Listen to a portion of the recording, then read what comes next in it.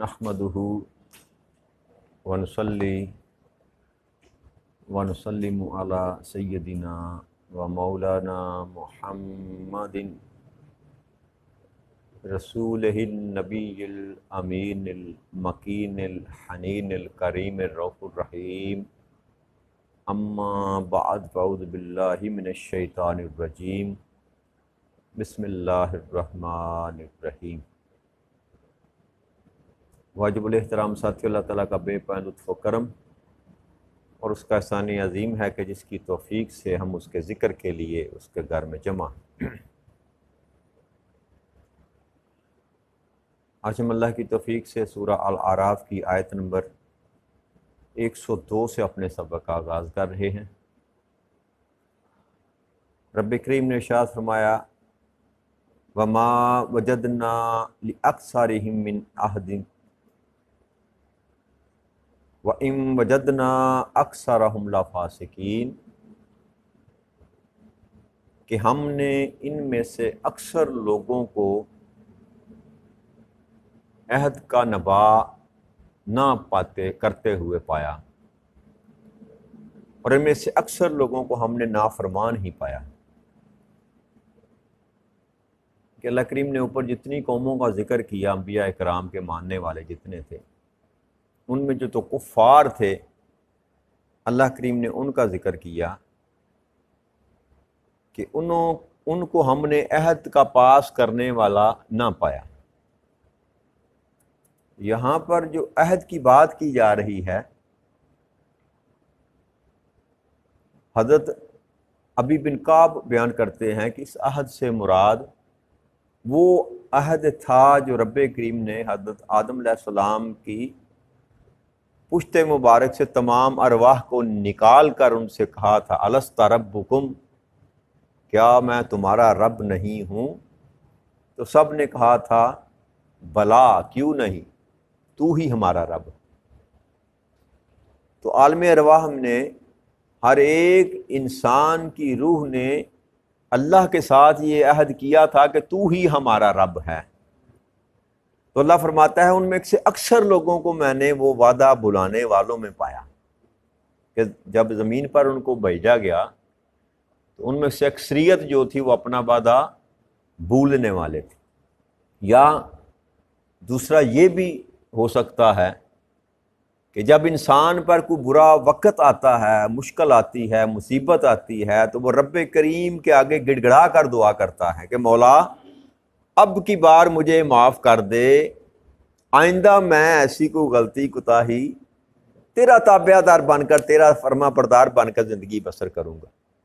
तो कुरान करीम के कई एक मुकामात पर अल्लाह ने जिक्र किया कि जब उन पर मुसीबत आती है, बुरा वक़्त आता है, तो मुझे पुकारते हैं, और जब मैं उनको मुसीबत से निकालता हूँ तो फिर वापस उस शिरक वाली ज़िंदगी में चले जाते हैं। तो ये भी इसका माना लिया जा सकता है कि जो लोग मुसीबत के वक़्त अल्लाह को पुकारते हैं और उससे अहद करते हैं, वादा करते हैं, लेकिन जब अल्लाह करीम उनसे मुसीबत को दूर करता है तो अपना वादा भुला देते हैं। और जैसे मूसा अलैहिस्सलाम की कौम थी ना, कि वादा किया, अहद किया, फिर मुनक्कर गए, अहद किया, फिर मुनक्कर गए, अहद किया, फिर मुनक्कर गए, बार बार कुफर इख्तियार किया, बार बार अल्लाह ने माफ़ किया, बार बार कुफर इख्तियार किया। तो ये भी माना हो सकता है कि इंसान जब अल्लाह की मुश्किल मुसीबत से निकाले तो पलट कर फिर वापस अपनी उसी जगह पर चला जाए, शिरक की ज़िंदगी में, कुफर की ज़िंदगी में।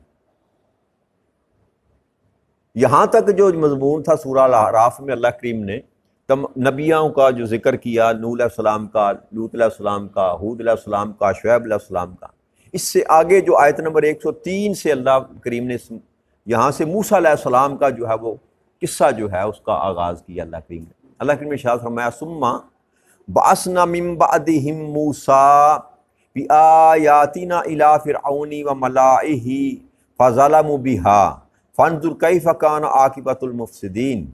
और फिर हमने इनके बाद मूसा अलैहिस्सलाम को अपनी निशानियों के साथ फ़िरौन और उसके दरबारियों के पास भेजा, तो उन्होंने उनके साथ जुल्म किया। फिर आप देखिए कि फसाद फैलाने वालों का अंजाम कैसा हुआ। तो मूसा अलैहिस्सलाम को जब अल्लाह करीम ने पैदा किया اس وقت کا جو فرعون تھا، جو بادشاہ تھا اس وقت کا، اس کو اس کے جو حواریوں میں، ان کے درباریوں میں جو اس کے لوگ تھے، انہوں نے ان کو کہا کہ تیری بنی اسرائیل کی قوم میں ایک بچہ ایسا پیدا ہونے والا ہے جو تیرے تیرا تخت کو تاراج کر دے گا، تیری بادشاہت کو ختم کر دے گا۔ اس نے کیا کیا کہ حکم جاری کر دیا کہ بنی اسرائیل کے گھر جو بھی بچہ پیدا ہو اس کو قتل کر دیا جائے۔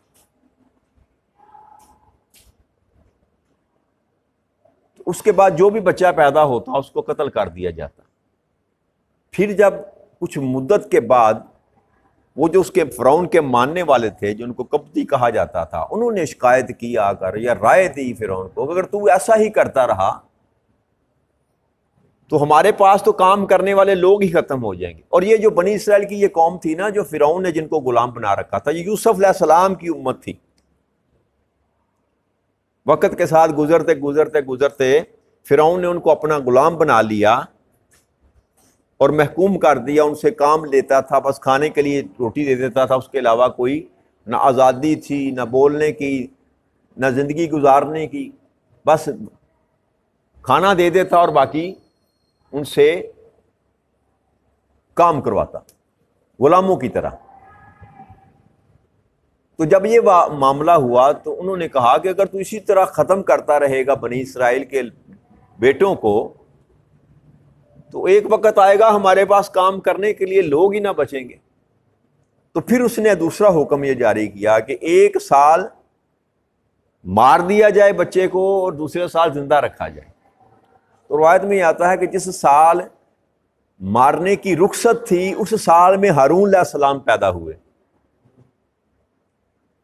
اور جس سال قتل کرنے کا حکم تھا اس سال موسیٰ علیہ السلام پر پیدا ہوئے۔ بعض روایت میں آتا ہے کہ 1 سال کے بعد، بعض روایت میں آتا ہے کہ 3 سال کے بعد۔ تو جب موسیٰ علیہ السلام پیدا ہوئے نا، تو آپ کی ماں نے چھپا کر رکھا، آپ نے اپنے حمل کو بھی چھپا کر رکھا۔ جب آپ کے پیٹ میں موسیٰ علیہ السلام آئے تو آپ نے لوگوں سے میل جول ختم کر دیا۔ تو جب موسیٰ علیہ السلام پیدا ہوئے تو کچھ ماہ آپ نے چھپا کر ان کو گھر میں رکھا، لیکن پھر اس خوف سے کہ کہیں کسی کو علم نہ ہو جائے اور وہ موسیٰ کو قتل نہ کر دیں، موسیٰ علیہ السلام کی والدہ نے ان کو ایک صندوق سا بنا کر لکڑی کا اس میں رکھ کر دریائے نیل کے سپرد کر دی، اور وہ صندوق وہ بہتا بہتا بہتا جو تھا وہ فرعون کے گھر میں جا لگا۔ اس نے دریائے نیل کا جو پانی تھا اس کے گھر میں جاتا تھا، جہاں پر اس کی ملکہ اور اس کی ملکائیں جو تھیں یا گھر کی عورتیں وغیرہ بیٹھتی تھیں، نہاتی تھیں۔ تو وہ جب وہاں پر جا کر لگا تو فرعون کی بیگم جو تھی، آسیہ نام تھا اس کا، اس نے اس کو اٹھا لیا۔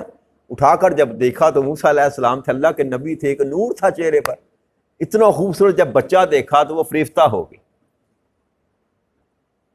تو فرعون کے پاس جب گئے تو اس نے کہا کہ اس کو قتل کر دیا جائے، تو اس نے کہا کہ اس کو قتل نہ کرو، یہ سال کا نہیں لگتا، یعنی کہ یہ اس سال کا نہیں لگتا جس سال تم نے منع کیا تھا، یہ بڑا لگتا ہے، لہذا اس کو قتل نہ کرو، یہ تیرے اور میرے لیے خیر کا معاملہ ہوگا۔ پر اللہ نے بندوبست کیا تھا نا سارا۔ تو موسیٰ علیہ السلام کو فرعون کے گھر میں رب کریم نے پالا، اور اس کو حضرت موسیٰ علیہ السلام کو موسیٰ بن فرعون کہا جاتا تھا، کہ فرعون کا بیٹا موسیٰ۔ اور اس کا سبب یہ بھی تھا کہ فرعون کے ہاں بیٹیاں ہی پیدا ہوتی تھی، بیٹا پیدا نہیں ہوتا۔ تو یہ مائیں جو ہوتی ہیں نا، ان کو یہ آس ہوتی ہے، تو پھر جب اس کو بیٹا ملا تو پھر اس کو گوانا اس نے گوارا نہ کیا، اس نے کہا جس بھی حال میں ہے اس کو رہنے دو، کچھ نہیں ہوتا۔ تو یوں اللہ کریم نے موسیٰ علیہ السلام کو فرعون کے گھر میں پیدا کیا، بیچ دیا، پیدا ہونے کے بعد وہاں پر پالا، اور آپ وہاں پر بڑھتے رہے، جوان ہوتے رہے۔ ایک دن آپ جوان جب ہو گئے تو نکلے رستے میں اپنی بنی اسرائیل قوم کی طرف، تو رستے میں 2 لوگ لڑ رہے تھے، ایک بنو اسرائیل کا آدمی تھا اور ایک ان قبطیوں میں سے تھا، یعنی کہ فرعون کے ساتھیوں میں سے۔ تو بنو اسرائیل کا جو شخص تھا اس نے مدد مانگی موسیٰ علیہ السلام سے.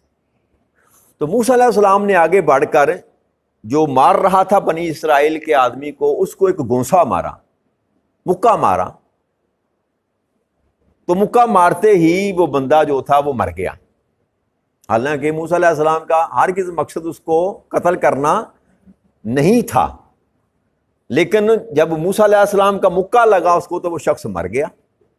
آپ تھوڑے سے پریشان ہو گئے کہ یہ معاملہ اگر پتہ چل گیا تو مجھ پر قتل کا مقدمہ چلے گا. تھا وہ فرعون کے لوگوں میں سے. بہرحال وہ وقت گزر گیا، کچھ مدت کے بعد دوبارہ وہی شخص کسی اور کے ساتھ لڑ رہا تھا. تو اس نے پھر مدد کے لیے جب پکارا تو موسیٰ علیہ السلام بڑھ کر آگے جب اس کو بچانے لگے تو اس نے سمجھا شاید مجھے مارنے لگے ہیں. اس نے کہا کہ تو مجھے اس طرح قتل کرے گا جس طرح تو نے پہلے اس کپتی کو قتل کیا تھا. تو یوں یہ راز جو تھا افشاں جب ہوا تو موسیٰ علیہ السلام کے دل میں خوف بیٹھ گیا کہ یہ بات اگر لوگوں تک پہنچ گئی تو مجھ پر قتل کا مقدمہ چلے گا اور یہ مجھے نہیں چھوڑیں گے. جن کا مرا ہے وہ تو مجھے نہیں چھوڑیں گے. تو آپ نے وہاں سے کوچ کر لی، مدین کی طرف آپ نے وہاں پر سفر کیا. جب اس علاقے میں پہنچے تو شہر کے اس گاؤں کے دیہات کے باہر ہی نا ایک کنواں تھا پانی کا. وہاں پر لوگ اپنے جانوروں کو پانی پلا رہے تھے. کچھ مرد تھے جو پانی پلا رہے تھے تو دو عورتیں ایک سائڈ پر کھڑی انتظار کر رہی تھیں. تو موسیٰ علیہ السلام نے ان سے پوچھا کہ آپ کیوں پانی نہیں پلاتی اپنی جانوروں کو؟ تو انہوں نے کہا کہ یہ مرد جو ہیں یہ کھڑے ہوئے ہیں، یہ کسی کی باری نہیں آنے دیتے. تو موسیٰ علیہ السلام نے آگے بڑھ کر ان کی بکریوں کو پانی پلا دیا.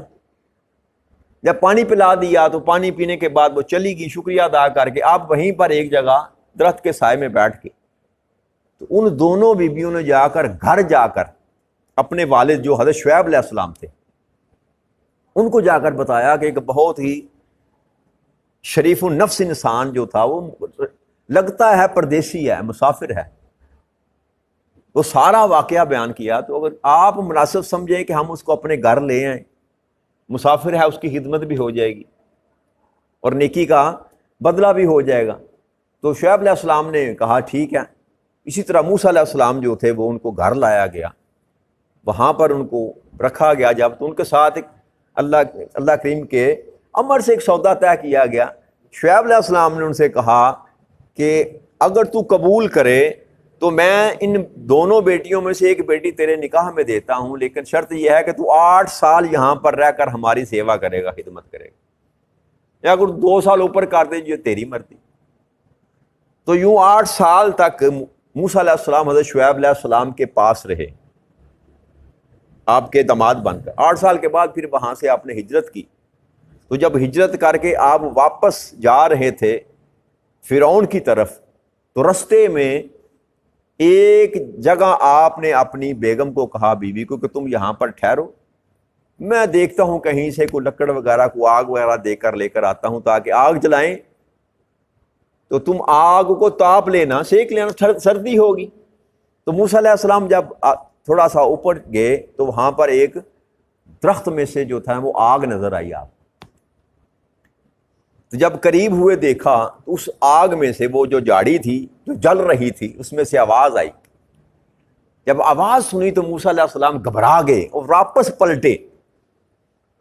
تو اللہ کریم نے وہاں کلام کی آواز دی، کیا موسیٰ میں تیرا رب بول رہا ہوں، میں تیرا رب بول رہا ہوں، گھبرا نہ، میں تیرا رب بول رہا ہوں. تو موسیٰ علیہ السلام پھر رک گئے. پھر وہاں پہلا کلام اللہ کریم نے وہاں اس جاڑی میں سے کیا موسیٰ علیہ السلام کو.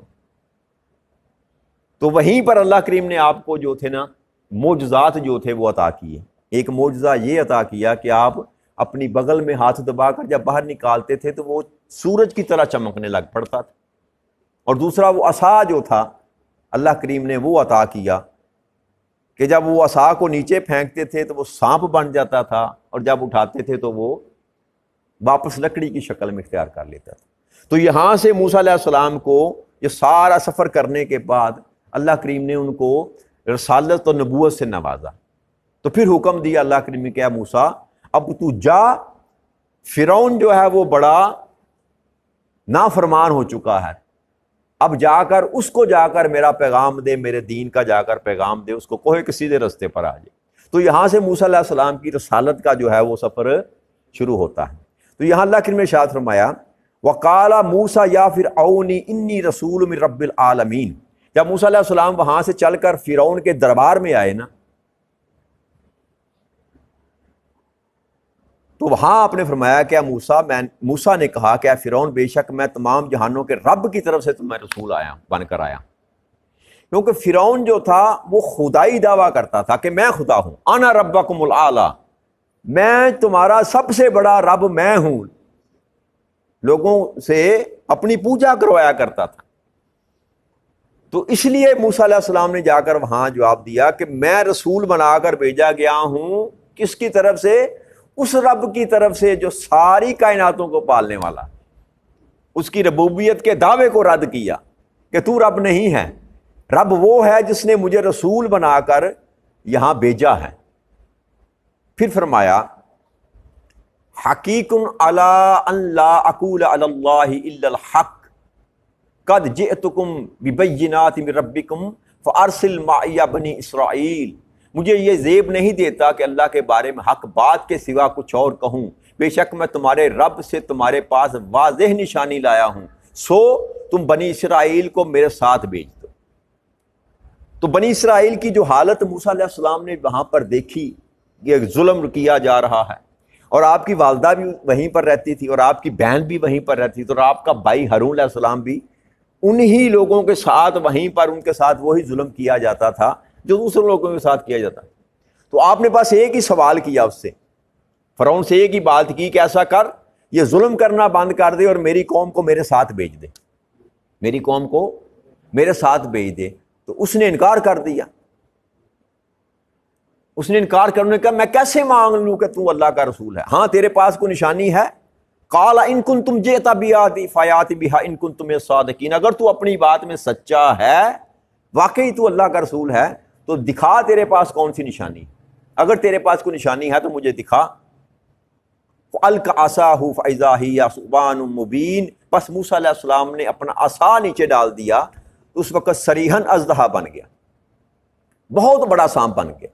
اور روایت میں یہ آتا ہے کہ وہ سانپ اتنا بڑا تھا کہ اس کا ایک جبڑا، جب اس نے جبڑا کھولا تو اس دونوں جبڑوں کے درمیان جو فاصلہ تھا وہ 120 گز کا فاصلہ تھا، اتنا بڑا سانپ تھا۔ اور دوسرا وَنَزَعَ يَدَهُ فَإِذَا هِيَ بَيْضَاءُ لِلنَّاظِرِينَ، اور پھر اپنا ہاتھ گریبان میں ڈال کر جب نکالا تو وہ اس وقت دیکھنے والوں کے لیے چمکدار سفید ہو گیا، سورج سے بھی زیادہ چمک رہا تھا۔ تو یہ دونوں واضح نشانیاں دیکھ لینے کے باوجود بھی، کیونکہ اس وقت جو دور چل رہا تھا، اس وقت کے فرعون کے معاملات میں، دور میں جو معاشرے میں جادو سر چڑھ کر بولتا تھا، جادو کا دور تھا، تو جب موسیٰ علیہ السلام نے یہ دو معجزات جب دکھائے اللہ کی طرف سے جو عطا کیے گئے تھے، تو وہ سارے جو اس کے ماننے والے تھے، فرعون کے سردار جو تھے، بڑے رئیس جو تھے، قال الملاء من قوم فرعون ان ھذا لساحر علیم، وہ بولے یہ تو بہت بڑا کو ماہر جادوگر ہے، بہت بڑا، کیونکہ وہ جادوگر ہی تھے، جادو کو ہی دیکھتے تھے، جادو کی دنیا میں ہی رہتے تھے، تو انہوں نے اس معجزے کو بھی جادو کے ساتھ ہی جوڑا کہ یہ تو بہت بڑا کوئی جادوگر ہے۔ یرید ان یخرجکم من ارضکم فماذا تأمرون،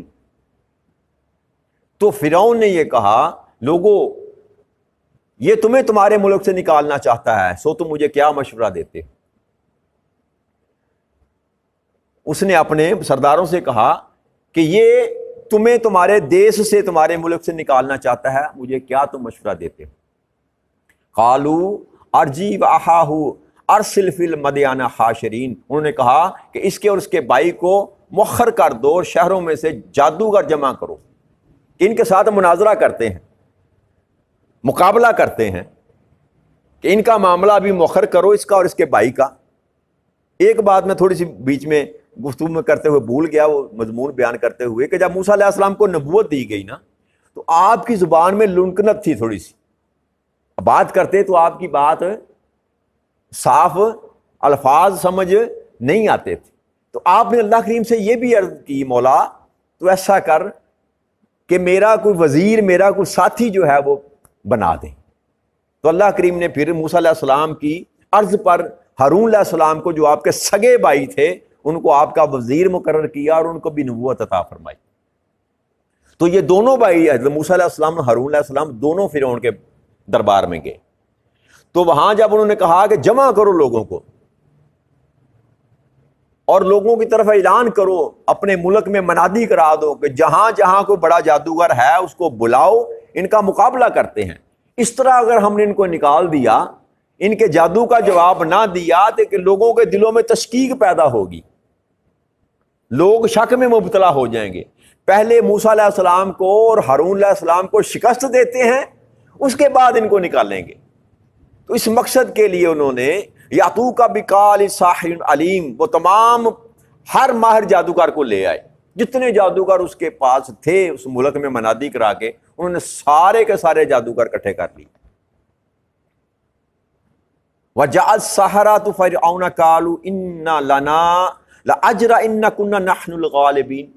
تو جادوگروں نے موسیٰ علیہ السلام اور ہارون علیہ السلام سے مقابلہ کرنے سے پہلے فرعون سے یہ کہا کہ ہم مقابلہ کرتے ہیں، ہم اس جادو کا توڑ کرتے ہیں، ہمیں تم اجرت کیا دو گے اگر ہم اس پر غلبہ پا لیں، موسیٰ علیہ السلام پر غلبہ پا لیں تو تو ہمیں اجرت کیا دے گا؟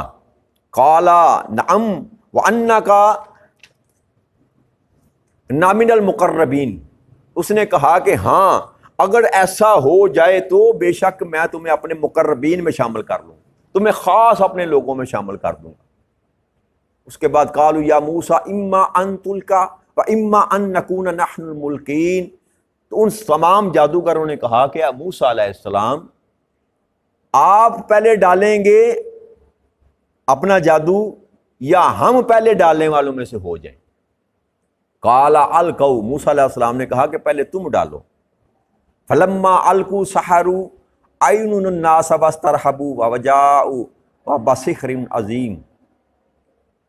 موسیٰ علیہ السلام نے کہا پہلے تم ڈالو، تو جب انہوں نے اپنی رسیوں اور لاٹھیوں کو زمین پر ڈالا تو لوگوں کی آنکھ میں وہ جب جادو کے ذریعے ان کو ایسا نظر آنے لگا کہ جیسے سانپ زمین پر جو ہیں وہ رینگ رہے ہیں۔ وَأَوْحَيْنَا إِلَى مُوسَىٰ أَنْ أَلْقِ عَصَاكَ فَإِذَا هِيَ تَلْقَفُ مَا يَأْفِكُونَ، اور ہم نے موسیٰ علیہ السلام کو یہ وحی کی، اللہ کریم نے موسیٰ علیہ السلام کو یہ حکم دیا کہ اے موسیٰ آپ اپنا عصا ڈال دیں۔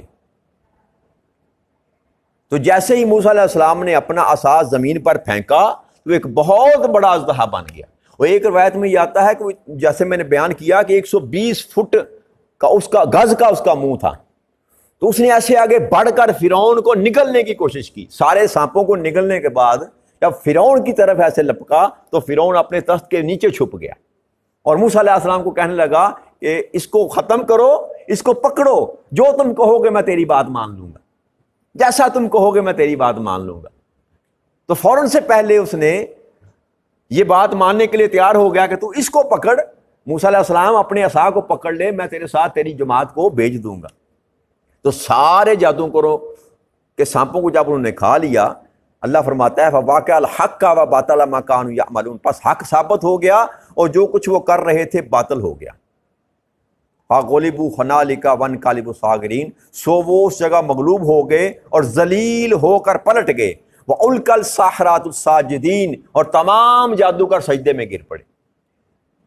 جو بندہ جس کام کا ماہر ہوتا ہے اس کو پتہ ہوتا ہے کہ لمیٹیشن کیا ہے، کہاں۔ اب جادوگر تھے نا، ان کو پتا تھا کہ یہاں تک تو جادو ہے، جو موسیٰ نے کیا یہ جادو نہیں، جو کام موسیٰ نے کیا وہ جادو، وہ حقیقت کو جان گئے تھے۔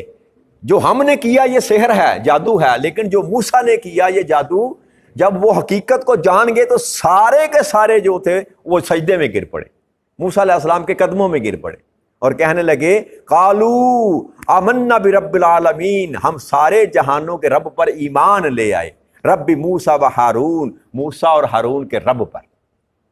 تو یوں موسیٰ علیہ السلام نے ان کو فرعون کے دربار میں فرعون کے اور ان حواریوں کو شکست دی۔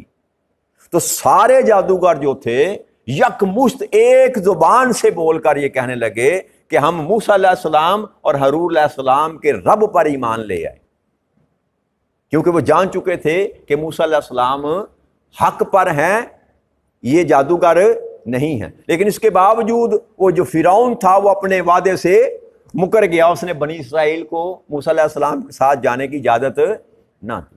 تو آج یہیں بات ختم کرتے ہیں، اس سے آگے اللہ نے چاہا تو کل مضمون بیان کریں گے۔ وما علینا الا البلاغ المبین۔ السلام علیکم ورحمۃ اللہ وبرکاتہ۔